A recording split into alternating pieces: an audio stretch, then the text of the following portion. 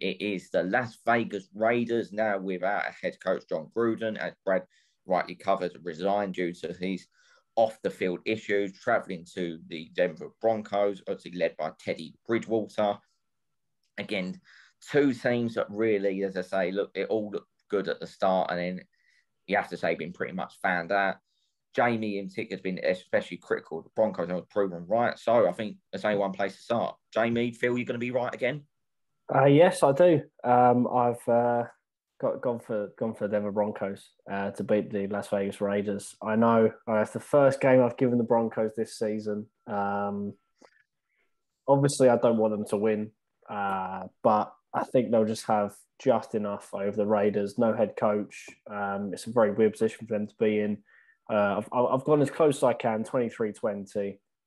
But the Broncos just to fluke their way to a win at home for Teddy Bridgewater. They'll be moving on to 4-2. What an anticlimax! I teed you up to absolutely thought of the Broncos there. Jack, do you agree with Jamie?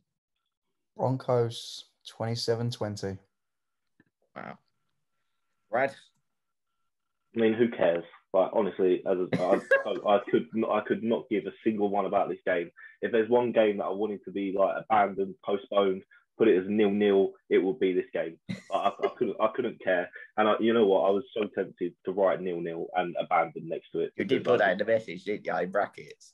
Yeah, I was just like, I don't care. At least Jon Gruden can not complain about changing rooms. But yeah, I couldn't care. Broncos, just go and win. If you really want to, 24-17 to the Broncos. Honestly, I couldn't care less. So Brad was obviously being a neutral when covering this matchup. I have to just agree with all of you. I think the whole Jon Gruden situation, the Raiders up against it, they were so poor against the Chicago Bears. And I think the reason they're so poor is because all this was looming over them.